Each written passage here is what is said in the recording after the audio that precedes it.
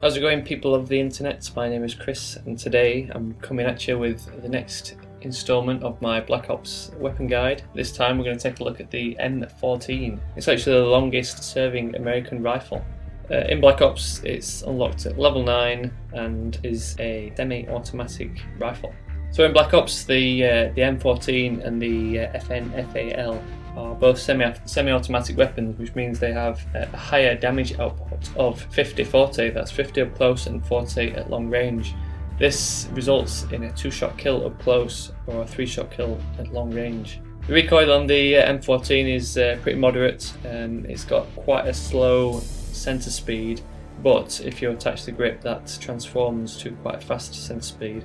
The recoil is pretty much straight up. As for the other stats, it's got a pretty average reload time, 2.40 seconds or 3.45 seconds from empty. Being a semi-automatic rifle means that you can only shoot one round at a time, which makes it a slightly slower fire rate of 625 rounds per minute, and it has quite a low mag size of 20 rounds. So these semi-auto weapons aren't really for the beginner player.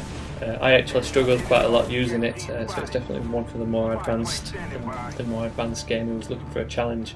What's hard about it is you kind of have to aim and get that shot off at the exact time, whereas if you're using a fully automatic weapon, all you really have to do is concentrate on aiming and just hold the trigger down.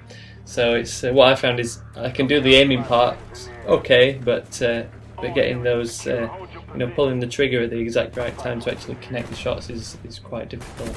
With that said though, once you get those 2 shots on target, the bad guys get taken out very quickly.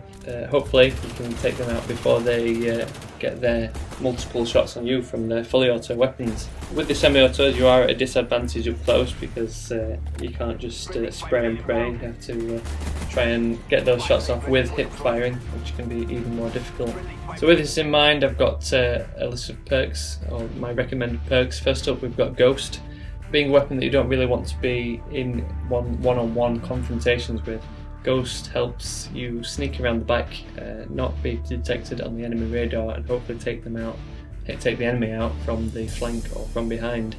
Without the grip on the M14, the recoil is quite unusable. So the Warlord perk allows you to connect the grip and one of the other attachments, the red dot sight or the suppressor or even extended mags. The Pro version also gives you extra grenades to throw around and hopefully get a few nice kills. And finally, we've got Marathon to kind of go hand in hand with Ghost. It helps you sprint to your position and take the enemies out from a nice secure location.